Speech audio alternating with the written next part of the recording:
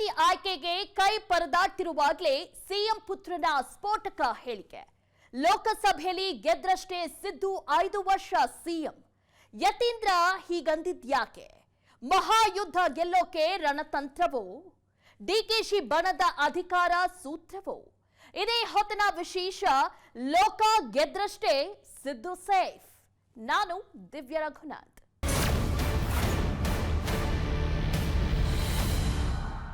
ಲೋಕಸಮರಕ್ಕಾಗಿ ರಾಜ್ಯದಲ್ಲಿ ಎಲ್ಲಾ ಪಕ್ಷಗಳು ಭಾರಿ ತಯಾರಿಯಲ್ಲಿರುವಾಗಲೇ ಆತ ಕಾಂಗ್ರೆಸ್ ಪಡೆಯ ಮಾಜಿ ಶಾಸಕ ಸಿಎಂ ಪುತ್ರ ಯತೀಂದ್ರ ಸಿದ್ದರಾಮಯ್ಯ ಕೊಟ್ಟಿರೋ ಅದೊಂದು ಹೇಳಿಕೆ ಎದ್ದಕ್ಕಿದ್ದಂತೆ ಕರ್ನಾಟಕದಲ್ಲಿ ಸಂಚಲನ ಸೃಷ್ಟಿಸಿಬಿಟ್ಟಿದೆ.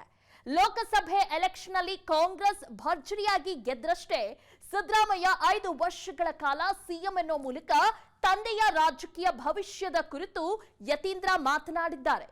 ಹಾಗಾದ್ರೆ ವರುಣಾದ ಮಾಜಿ ಶಾಸಕ ಸಿದ್ದು ಪುತ್ರ ಯತೀಂದ್ರ ತಂದೆಯ ರಾಜಕೀಯ ಭವಿಷ್ಯದ ಕುರಿತು ಆಡಿರೋ ಮಾತು ರಾಜ್ಯ ರಾಜಕೀಯದಲ್ಲಿ ಭಾರಿ ಹಲ್ಚಲ್ ಸೃಷ್ಟಿಸಿದೇಕೆ ಎಂಬುದನ್ನೇ ತೋರಿಸ್ತೀವಿ, ನೋಡಿ.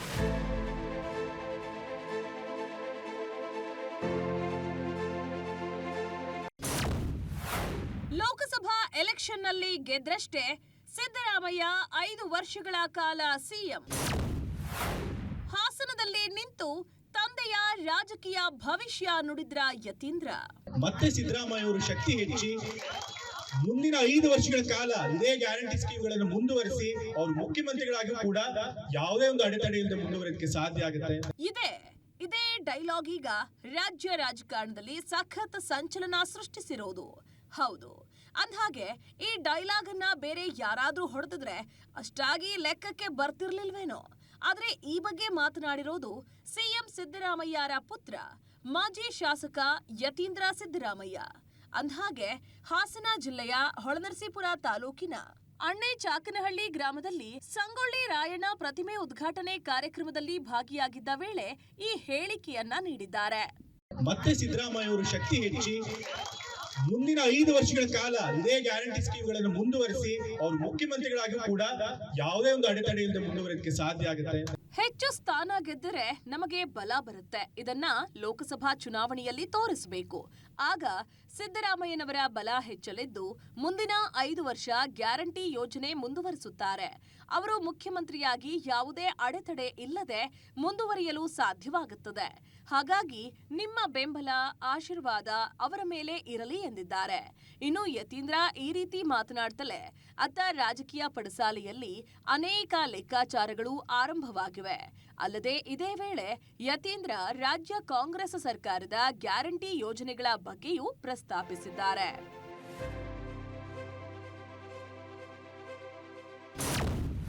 ಚುನಾವಣೆಗೂ ಮೊದಲು 5 ಗ್ಯಾರಂಟಿ ಘೋಷಣೆ ಮಾಡಲಾಗಿತ್ತು. ಸರ್ಕಾರಕ್ಕೆ 1 ವರ್ಷ ತುಂಬುವ ಮೊದಲೇ ಎಲ್ಲಾ ಗ್ಯಾರಂಟಿ ಅನುಷ್ಠಾನ. ಗ್ಯಾರಂಟಿ ಪ್ರಸ್ತಾಪಿಸಿ ಭಾವನಾತ್ಮಕವಾಗಿ ಬ್ಯಾಟ್ ಬೀಸಿದ ಯತೀಂದ್ರ. ಇಲ್ಲಿ ಯತೀಂದ್ರ ಸಿದ್ದರಾಮಯ್ಯ ಪ್ರಮುಖವಾಗಿ ಸಿಎಂ ಸಿದ್ದರಾಮಯ್ಯರ ರಾಜಕೀಯ ಭವಿಷ್ಯವನ್ನ ಲೋಕಸಭಾ ಎಲೆಕ್ಷನ್ ಗೆಲುವಿಗೆ ಲಿಂಕ್ ಮಾಡಿ ಮಾತನಾಡೋ ವೇಳೆ ಪ್ರಮುಖವಾಗಿ ಗ್ಯಾರಂಟಿಗಳ ಬಗ್ಗೆ ಪ್ರಸ್ತಾಪಿಸಿರೋದು ಸಾಕಷ್ಟು ಗಮನ ಸೆಳೆದಿದೆ. ಇದೇ ವೇಳೆ ಗ್ಯಾರಂಟಿ ಕುರಿತು ಮಾತನಾಡಿ ಸಿದ್ದರಾಮಯ್ಯ ಅವರು 5 ಗ್ಯಾರಂಟಿ ಜಾರಿ ಮಾಡಿದ್ದಾರೆ, ಮತ್ತೊಮ್ಮೆ ನುಡಿದಂತೆ ನಡೆಯೋದನ್ನ ಮಾಡಿದ್ದಾರೆ ಎಂದು ಹೇಳಿದ್ದಾರೆ.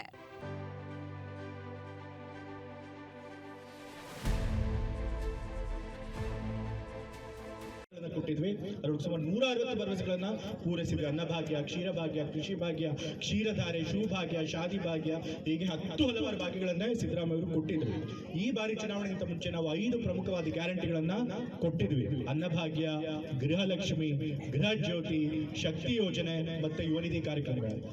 ಇಷ್ಟು 5 ಕಾರ್ಯಕ್ರಮಗಳನ್ನ ಸಿದ್ದರಾಮಯ್ಯ ಅವರು ಸರ್ಕಾರ 1 ವರ್ಷ ತುಂಬೋದ್ರೊಳಗೇನೆ ಅನುಷ್ಠಾನಕ್ಕೆ ತಂದಿದ್ದಾರೆ. ತಾವು ನುಡಿದಂತೆ ನಡೀತೀರಾ ಎನ್ನುವುದನ್ನ ಮತ್ತೊಮ್ಮೆ ಸಾಬೀತು ಮಾಡಿ ತೋರಿಸಿದ್ದಾರೆ. ಹಾಗಾಗಿ ನಮ್ಮ ಕಾಂಗ್ರೆಸ್ ಪಕ್ಷಕ್ಕಾಗಲಿ ಸಿದ್ದರಾಮಯ್ಯ ಅವ್ರಿಗಾಗಲಿ ಯಾವತ್ತೂ ಕೂಡ ಬಡವರ ಪರವಾಗಿ, ಶೋಷಿತರ ಪರವಾಗಿ ಕೆಲಸ ಮಾಡಬೇಕು ಅನ್ನೋ ಒಂದು ಉದ್ದೇಶ ಯಾವಾಗಲೂ ಇದೆ, ಸದುದ್ದೇಶ. ನೀವು ಹಾಗಾಗಿ ಅವ್ರಿಗೆ ಯಾವತ್ತೂ ಕೂಡ ನಿಮ್ಮ ಬೆಂಬಲನ ಮುಂದುವರಿಸಬೇಕು. ಲೋಕಸಭೆ ಚುನಾವಣೆಯಲ್ಲಿ ಹೆಚ್ಚು ಸ್ಥಾನ ಗೆದ್ದರೆ ನೈತಿಕವಾಗಿ ಸಿದ್ದರಾಮಯ್ಯ ಅವರಿಗೆ ಮತ್ತಷ್ಟು ಬೆಂಬಲ ಸಿಗಲಿದೆ. ಗ್ಯಾರಂಟಿ ಯೋಜನೆಗಳಿಗೆ ವರ್ಷಕ್ಕೆ 56,000 ಕೋಟಿ ರೂಪಾಯಿ ಖರ್ಚಾಗುತ್ತೆ. ರಾಜ್ಯದಲ್ಲಿ ಯಾವ ಸರ್ಕಾರವೂ ಇಷ್ಟು ಹಣವನ್ನ ಖರ್ಚು ಮಾಡಿಲ್ಲ. ಇಷ್ಟೊಂದು ಹಣ ಖರ್ಚು ಮಾಡುತ್ತಿರುವಾಗ ಜನರ ಬೆಂಬಲ ಬೇಕು. ಆಗ ಸಿದ್ದರಾಮಯ್ಯ 5 ವರ್ಷ ಗ್ಯಾರಂಟಿ ಯೋಜನೆ ಮುಂದುವರಿಸುತ್ತಾರೆ. ಸಿಎಂ ಸಿದ್ದರಾಮಯ್ಯ ಕನಕ ಜಯಂತಿ ಆಚರಣೆ ಶುರು ಮಾಡಿದ್ರು. ನೀವು ಬೆಂಬಲಿಸಿದ್ರಿಂದಲೇ 2ನೇ ಬಾರಿ ಸಿಎಂ ಆದರು ಎಂದರು. ಅತಿ ಹೆಚ್ಚು ಸ್ಥಾನಗಳನ್ನ ಗೆದ್ದರೆ ನಮಗೆ ಒಂದು ನೈತಿಕ ಬೆಂಬಲ ಬರುತ್ತೆ. ನಾವು ಬಡವರ ಪರವಾಗಿ ಸರ್ಕಾರದ ಹಣ ಖರ್ಚು ಮಾಡಿದ್ವಿ. ವರ್ಷಕ್ಕೆ ಎಷ್ಟು ಖರ್ಚು ಮಾಡ್ತಾ ಇದ್ದೀವಿ ಗೊತ್ತಾ? ಈ ಕಾರ್ಯಕ್ರಮಗಳಿಗೆ ಸುಮಾರು 56,000 ಕೋಟಿ ಒಂದು ವರ್ಷಕ್ಕೆ. ಅಷ್ಟೊಂದು ಹಣನ ಸಾಮಾಜಿಕ ಕಲ್ಯಾಣ ಕಾರ್ಯಕ್ರಮಗಳಿಗೆ ನಾವು ಬಳಸ್ತಾ ಇದ್ದೀವಿ. ಅದನ್ನ ಬಹುಶಃ ಯಾವ ಒಂದು ಇತಿಹಾಸದಲ್ಲಿ ಕರ್ನಾಟಕದಲ್ಲಿ ಯಾವ ಸರ್ಕಾರನೂ ಕೂಡ ಇಷ್ಟೊಂದು ಹಣ ಖರ್ಚು ಮಾಡಿಲ್ಲ ಸಾಮಾನ್ಯ ಜನಕ್ಕೆ ಮತ್ತೆ ಬಡವರಿಗೋಸ್ಕರ. ಇಷ್ಟೊಂದು ಹಣ ಖರ್ಚು ಮಾಡ್ತಾ ಇರಬೇಕಾದ್ರೆ ನಮ್ಮ ಸರ್ಕಾರಕ್ಕೆ ಒಂದು ನೈತಿಕ ಬೆಂಬಲ ಬೇಕು. ಹೌದು, ಜನರ ಬೆಂಬಲ ನಮಗಿದೆ, ನಾವು ಮಾಡ್ತಾ ಇರೋ ಒಳ್ಳೆ ಕೆಲಸಕ್ಕೆ ಜನರ ಬೆಂಬಲ ನಮಗಿದೆ ಅನ್ನೋದು ಗೊತ್ತಾಗಬೇಕು. ಅದನ್ನ ನೀವು ಲೋಕಸಭಾ ಚುನಾವಣೆಯಲ್ಲಿ ನಿಮ್ಮ ಬೆಂಬಲ ತೋರಿಸೋದ್ರ ಮೂಲಕ, ಅತಿ ಹೆಚ್ಚು ಕಾಂಗ್ರೆಸ್ ಸಂಸದರನ್ನ ಗೆಲ್ಲಿಸೋದ್ರ ಮೂಲಕ ನೀವು ಸಿದ್ದರಾಮಯ್ಯ ಅವ್ರ ಕೈನ ಮತ್ತೆ ಬಲಪಡಿಸಬೇಕು. ಆಗ ನಮಗೆ ನೈತಿಕ ಬಲ ಬರುತ್ತೆ. ಮತ್ತೆ ಸಿದ್ದರಾಮಯ್ಯ ಅವರ ಶಕ್ತಿ ಹೆಚ್ಚಿ ಮುಂದಿನ 5 ವರ್ಷಗಳ ಕಾಲ ಇದೇ ಗ್ಯಾರಂಟಿ ಸ್ಕೀಮ್ಗಳನ್ನು ಮುಂದುವರಿಸಿ ಅವರು ಮುಖ್ಯಮಂತ್ರಿಗಳಾಗಿ ಕೂಡ ಯಾವುದೇ ಒಂದು ಅಡೆತಡೆ ಇಲ್ಲದೆ ಮುಂದುವರಿಯೋದಕ್ಕೆ ಸಾಧ್ಯ ಆಗುತ್ತೆ. ಹಾಗಾಗಿ ನಿಮ್ಮ ಬೆಂಬಲ ಮತ್ತೆ ಆಶೀರ್ವಾದ ಯಾವಾಗಲೂ ಇರಬೇಕು ಅಂತ ಹೇಳಿ ನಾನು ಕೇಳ್ಕೊಳ್ತಾ ಇದ್ದೇನೆ. ಇಲ್ಲಿ ಯತೀಂದ್ರ ಪ್ರಮುಖವಾಗಿ ಸಿದ್ದರಾಮಯ್ಯರ ಸಿಎಂ ಅಧಿಕಾರಾವಧಿ ಹಾಗೂ ಗ್ಯಾರಂಟಿ ಯೋಜನೆಗಳನ್ನ ಪ್ರಸ್ತಾಪಿಸಿ ಜನರನ್ನ ಭಾವನಾತ್ಮಕವಾಗಿ ಸೆಳೆಯೋಕೆ ಯತ್ನಿಸಿದ್ರಾ ಎಂಬ ಚರ್ಚೆಗಳು ಶುರುವಾಗಿವೆ. ಯಾಕಂದ್ರೆ ಸಿದ್ದರಾಮಯ್ಯ 5 ವರ್ಷ ಸಿಎಂ ಆಗಿರಬೇಕಂದ್ರೆ ಲೋಕಸಭಾ ಚುನಾವಣೆಯಲ್ಲಿ ಹೆಚ್ಚು ಸ್ಥಾನ ಗೆಲ್ಲಬೇಕು. ಹಾಗಾದಾಗ ಮಾತ್ರ ಗ್ಯಾರಂಟಿ ಯೋಜನೆಗಳು ಯಾವುದೇ ಕಾರಣಕ್ಕೂ ಅಡೆತಡೆ ಇಲ್ಲದೆ ಮುಂದುವರಿಯುತ್ತವೆ. ಒಂದು ವೇಳೆ ಲೋಕಸಭಾ ಎಲೆಕ್ಷನ್ನಲ್ಲಿ ಹಿನ್ನಡೆಯಾದ್ರೆ ಆಗ ಸಿದ್ದು ಸಿಎಂ ಸ್ಥಾನಕ್ಕೂ ಕಂಟಕ ಬರಬಹುದು.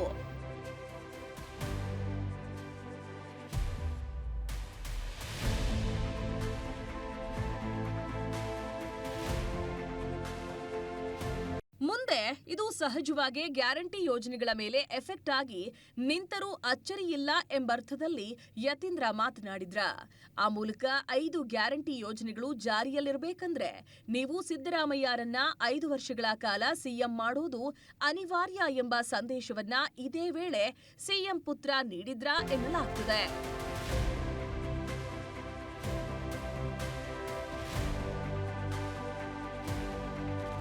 ಇನ್ನು ಈ ಎಲ್ಲದರ ಜೊತೆಗೂ ಮತ್ತೂ ಒಂದು ಸಂಗತಿ ಈಗ ಮತ್ತೆ ಸದ್ದು ಮಾಡಲಾರಂಭಿಸಿದೆ. ಅದೇನಂದ್ರೆ, ಈ ಹಿಂದೆ ರಾಜ್ಯ ಕಾಂಗ್ರೆಸ್ ಸರ್ಕಾರ ರಚನೆಯಾದಾಗಿನಿಂದ ಸಿಎಂ ಅಧಿಕಾರಾವಧಿಯ ಜಟಾಪಟಿ ಶುರುವಾಗಿರೋದು. ಅತ್ತ ಡಿಕೆ ಬಣ 2.5 ವರ್ಷದ ನಂತರ ಡಿಕೆಶಿ ಸಿಎಂ ಅಂತಿದ್ರೆ, ಸಿದ್ದು ಬಣ ಅಧಿಕಾರ ಹಂಚಿಕೆ ಸೂತ್ರವೇ ಇಲ್ಲ. ಸಿದ್ದರಾಮಯ್ಯರೇ ಪೂರ್ಣಾವಧಿ ಸಿಎಂ ಆಗಿರ್ತಾರೆ. ಸುಮ್ನೆ ಗೊಂದಲ ಮಾಡಬೇಡಿ ಎನ್ನೋ ಮೂಲಕ ಡಿಕೆಶಿ ಮತ್ತವರ ಟೀಮ್ಗೆ ಆಗಾಗ ಆಘಾತ ನೀಡ್ತಲೇ ಬಂದಿದ್ದಾರೆ. ಹೀಗಿರುವಾಗಲೇ ಸಿಎಂ ಪುತ್ರನ ಹೇಳಿಕೆ ರಾಜಕೀಯವಾಗಿ ಸಾಕಷ್ಟು ಸದ್ದು ಮಾಡಲಾರಂಭಿಸಿದೆ.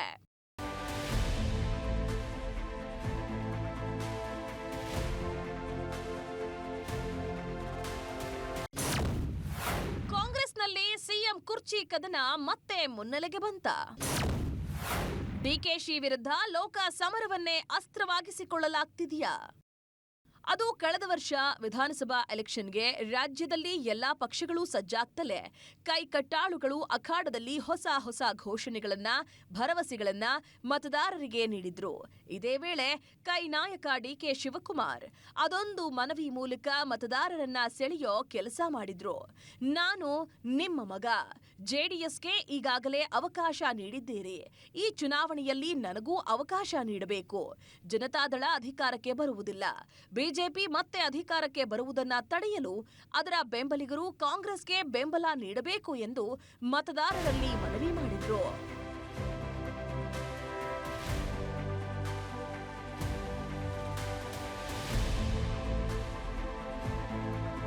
ಪ್ರಜಾಧ್ವನಿ ಯಾತ್ರೆಯಲ್ಲಿ ಮಾತನಾಡಿದ್ದ ಅವರು, ಅತಂತ್ರ ವಿಧಾನಸಭೆಯನ್ನ ತಡೆಯಲು ಮತ್ತು ಜೆಡಿಎಸ್ಗೆ ಬಿಜೆಪಿ ಬೆಂಬಲ ನೀಡಿ ಅಧಿಕಾರ ಅನುಭವಿಸುವುದನ್ನ ತಡೆಯಲು ಕಾಂಗ್ರೆಸ್ ಪಣ ತೊಟ್ಟಿದೆ. ಮಂಡ್ಯ ಜಿಲ್ಲೆಯ 7 ಕ್ಷೇತ್ರಗಳ ಕಾಂಗ್ರೆಸ್ ಶಾಸಕರನ್ನ ಮರಳಿ ಕಣಕ್ಕಿಳಿಸುವ ಮೂಲಕ ಇತಿಹಾಸ ಸೃಷ್ಟಿಸಲಿದೆ ಎಂದು ಪ್ರಸ್ತಾಪಿಸಿದ್ರು. ಇದೇ ಕಾರಣಕ್ಕೆ ನಿಮ್ಮ ಬೆಂಬಲ ಈ ಬಾರಿ ನನಗೆ ಹೆಚ್ಚಿನ ಪ್ರಮಾಣದಲ್ಲಿರಲಿ ಎನ್ನೋ ಮೂಲಕ ಹಳೆ ಮೈಸೂರು ಭಾಗದ ಒಕ್ಕಲಿಗ ಮತಗಳು ಜೆಡಿಎಸ್ನಿಂದ ವಿಮುಖವಾಗಿ ನೇರ ಡಿಕೆಶಿಯತ್ತ ಮುಖ ಮಾಡಿದ್ವು.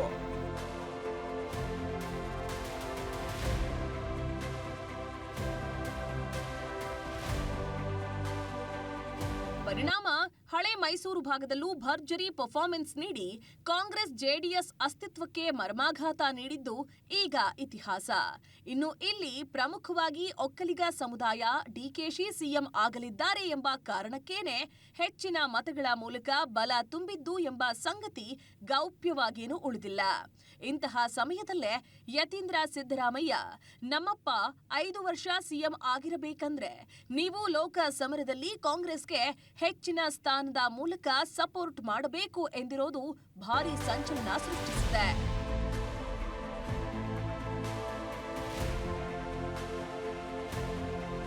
ಇನ್ನು ಇದೇ ವೇಳೆ ಸಿಎಂ ಪುತ್ರ ಯತೀಂದ್ರ ಸಿದ್ದರಾಮಯ್ಯ ತಂದೆಯ ರಾಜಕೀಯ ಭವಿಷ್ಯದ ಕುರಿತು ಆಡಿರೋ ಮಾತು ಒಂದಷ್ಟು ಚರ್ಚೆಗೂ ಗ್ರಾಸವಾಗಿದೆ. ಈ ಹಿಂದೆ ವೇದಿಕೆಯಲ್ಲಿ ನಿಂತು ಕುಕ್ಕರ್ ಹಂಚಿಕೆ ವಿಚಾರವಾಗಿ ಪ್ರಸ್ತಾಪಿಸಿ ಭಾರೀ ವಿವಾದಕ್ಕೆ ಕಾರಣರಾಗಿದ್ರು. ಅದಿನ್ನೂ ಮರೆಯಾಗೋ ವೇಳೆಯೇ ಅತ್ತ ಟ್ರಾನ್ಸ್ಫರ್ ವಿಚಾರವಾಗಿ ಫೋನ್ನಲ್ಲಿ ಮಾತನಾಡಿ ಮತ್ತೊಂದು ವಿವಾದವನ್ನ ಸೃಷ್ಟಿಸಿ ಇಡೀ ಕೈಪಾಳೆಯಕ್ಕೆ ಇರುಸು ಮುರುಸು ತಂದಿಟ್ಟಿದ್ರು. ಈಗ ಮತ್ತೆ ಸಿಎಂ ಸಿದ್ದರಾಮಯ್ಯರ ಅಧಿಕಾರಾವಧಿ ಕುರಿತು ಮಾತನಾಡಿ ಯತೀಂದ್ರ ಡಿಕೆ ಬಣಕ್ಕೆ ಪರೋಕ್ಷವಾಗಿ ಟಕ್ಕರ್ ಕೊಟ್ರ ಎಂಬ ಮಾತುಗಳು ಕೇಳಿಬರುತ್ತಿವೆ.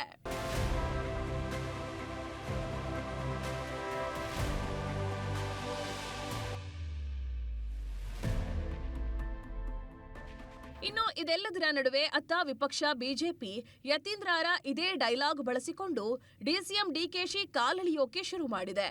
ಅದರಲ್ಲೂ ಮೈಸೂರು ಸಂಸದ ಪ್ರತಾಪ್ ಸಿಂಹ ಡಿಕೆಶಿಗೆ ಪರೋಕ್ಷವಾಗಿ ಎಚ್ಚರಿಕೆ ನೀಡಿ ವ್ಯಂಗ್ಯವಾಡಿದ್ದಾರೆ. ಅಲ್ಲದೆ ಕೈ ನಾಯಕರು ಕೂಡ ಈ ಬಗ್ಗೆ ಅಳೆದು ತೂಗಿ ರಿಯಾಕ್ಟ್ ಮಾಡಿದ್ದಾರೆ.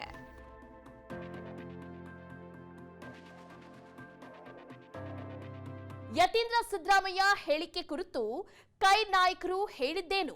ಅಲ್ಲದೆ ಇದು ಬಿಜೆಪಿ ಪಾಲಿಗೆ ಡಿಕೆಶಿ ವಿರುದ್ಧ ಅಸ್ತ್ರವಾಗಿದೆ. ಲೋಕಸಭಾ ಎಲೆಕ್ಷನ್ ಅಲ್ಲಿ ಒಳ್ಳೆ ಸ್ಕೋರ್ ಮಾಡಿದ್ರಷ್ಟೇ ಸಿದ್ದರಾಮಯ್ಯ 5 ವರ್ಷ ಸಿಎಂ ಎನ್ನೋ ಮೂಲಕ ಯತೀಂದ್ರ ಹೊಸ ಚರ್ಚೆ ಹುಟ್ಟು ಹಾಕಿರೋ ನಡುವೆ ಇದೇ ಸಂಗತಿ ಬಿಜೆಪಿಗೆ ಕೈ ಕಚ್ಚೋಕೆ ಹೊಸ ಅಸ್ತ್ರ ಎಂಬಂತಾಗಿದೆ. ಇನ್ನು ಡಿಕೆಶಿಗೆ ಇದೇ ವಿಚಾರವನ್ನ ಪದೇ ಪದೇ ಪ್ರಸ್ತಾಪಿಸಿ ಕೈ ನಾಯಕ ಪ್ರತಾಪ್ ಸಿಂಹ ಟಕ್ಕರ್ ಕೊಟ್ರೆ ಆತ ಕೈ ನಾಯಕರು ತಟಸ್ಥ ಮೋಡ್ಗೆ ಜಾರಿದ್ರೆ ಖುದ್ದು ಡಿಕೆಶಿ ಈ ವಿಚಾರವಾಗಿ ರಕ್ಷಣಾತ್ಮಕವಾಗಿ ಬ್ಯಾಟ್ ಬೀಸಿದ್ದಾರೆ. ಇನ್ನು ಈ ಬಗ್ಗೆ ಖುದ್ದು ಸಿದ್ದು ಹೇಳಿದ್ದೇನು ಗೊತ್ತಾ? ನೋಡಿ. ಮಗನ ಹೆಗಲ ಮೇಲೆ ಬಂದೂಕು ಇಟ್ಟು ಸಿಎಂ ಗುಂಡು. ಮೈಸೂರಿನಲ್ಲಿ ಬಿಜೆಪಿ ಸಂಸದ ಪ್ರತಾಪ್ ಸಿಂಹ ವ್ಯಂಗ್ಯ.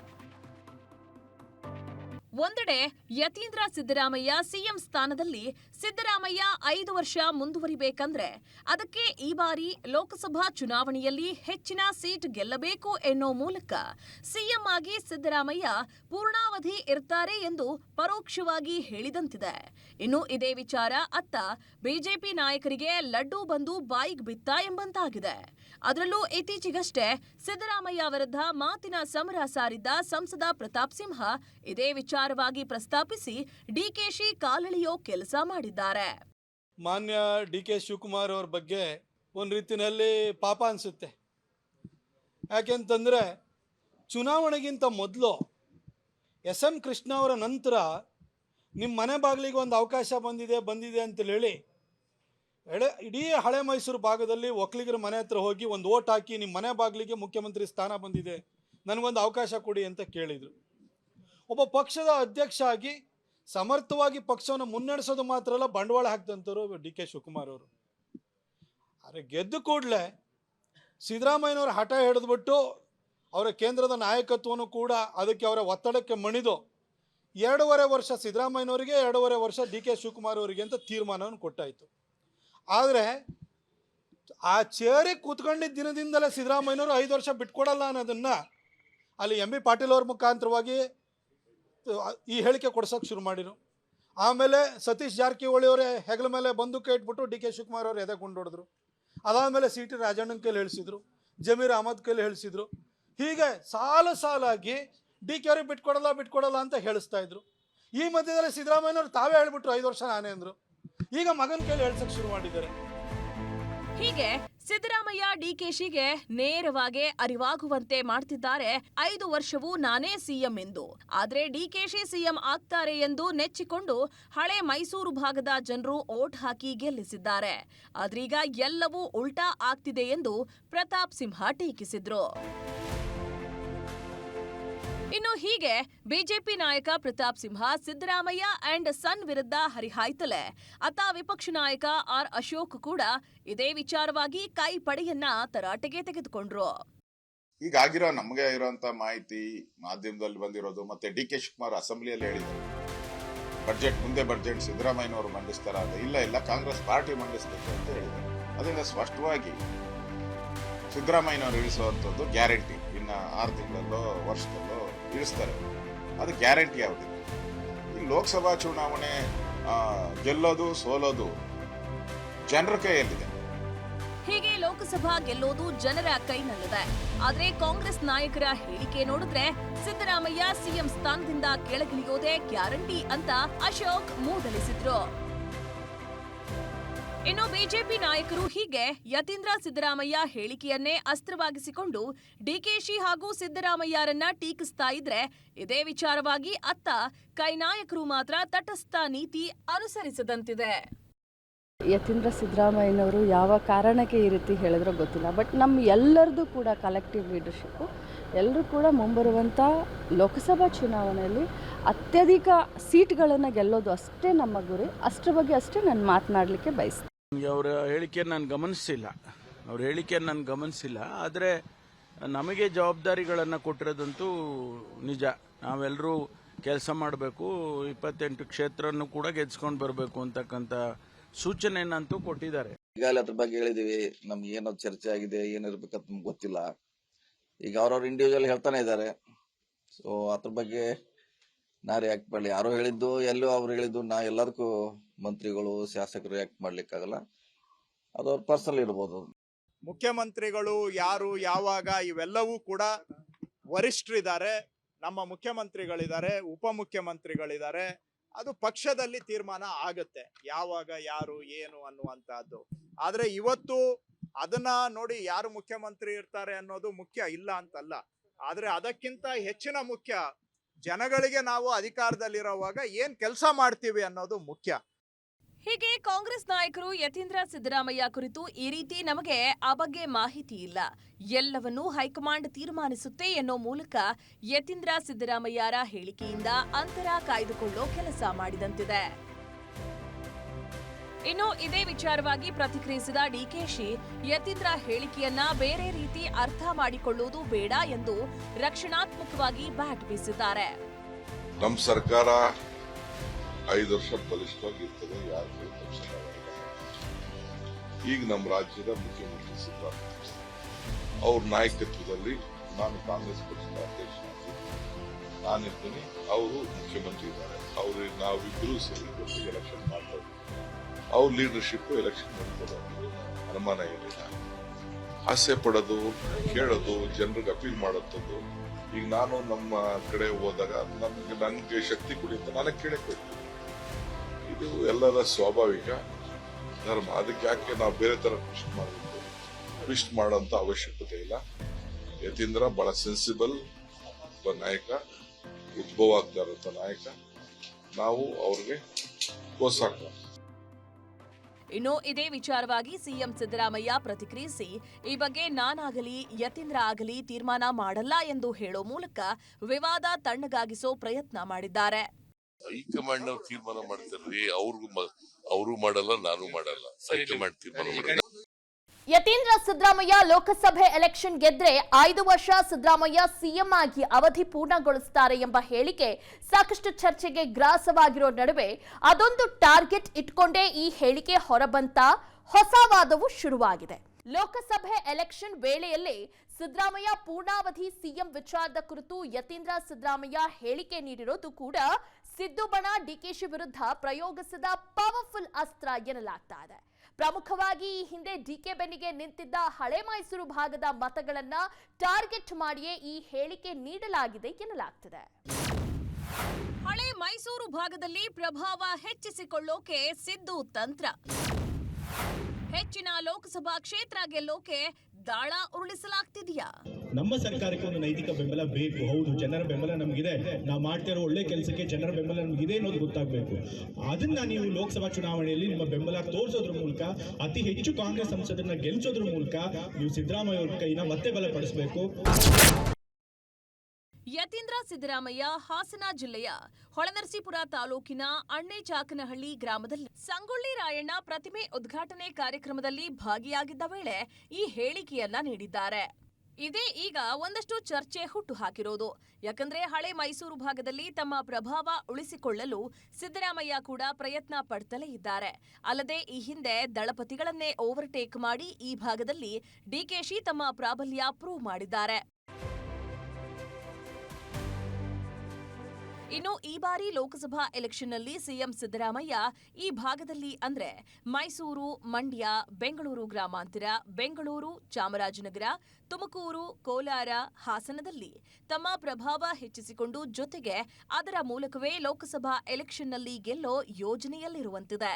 ಈ ಮೂಲಕ ಒಂದೇ ಕಲ್ಲಲ್ಲಿ ಎರಡು ಹಕ್ಕಿ ಹೊಡೆದಿದ್ದೇ ಆದ್ರೆ ಅಲ್ಲಿಗೆ ಸಿದ್ದರಾಮಯ್ಯರ ಸಿಎಂ ಕುರ್ಚಿ ಇನ್ನುಳಿದ ಅವಧಿಗೆ ಭದ್ರವಾಗಿರಲಿದೆ.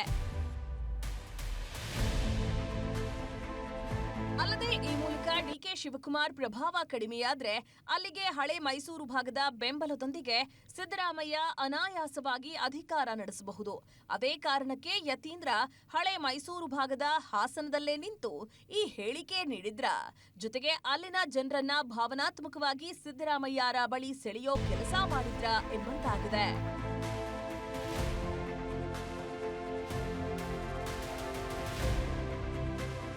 ಒಟ್ಟಾರೆ ಈ ಹಿಂದೆ ಅನೇಕ ಹೇಳಿಕೆಗಳಿಂದ ವಿವಾದಗಳನ್ನ ಮೈಮೇಲೆ ಎಳೆದುಕೊಳ್ತಿದ್ದ ಯತೀಂದ್ರ ಈ ಬಾರಿ ಸೀದಾ ಸಿಎಂ ಸ್ಥಾನದ ವಿಚಾರವನ್ನೇ ಪ್ರಸ್ತಾಪಿಸಿ ಪಕ್ಷದೊಳಗಿನ ಬೇಗುದಿಗೆ ತುಪ್ಪ ಸುರಿದು ಬಿಟ್ರ ಎಂಬಂತಾಗಿದೆ. ಅದೇನೇ ಇದ್ರೂ ಲೋಕ ಸಮರದ ವೇಳೆಯಲ್ಲೇ ಮೂವರು ಡಿಸಿಎಂ ಕೂಗು ಕೈಪಾಳ್ಯದಲ್ಲಿ ತಾರಕಕ್ಕೇರಿ ತಣ್ಣಗಾಯಿತು ಎನ್ನುವಾಗ್ಲೇ ಅತ್ತ ಯತೀಂದ್ರ ಈ ಹೊಸ ಸ್ಫೋಟಕ ಹೇಳಿಕೆ ನೀಡಿರೋದು ಡಿಕೆಶಿ ಬಣವನ್ನ ಮತ್ತಷ್ಟು ಅಲರ್ಟ್ ಆಗುವಂತೆ ಮಾಡಿದೆ.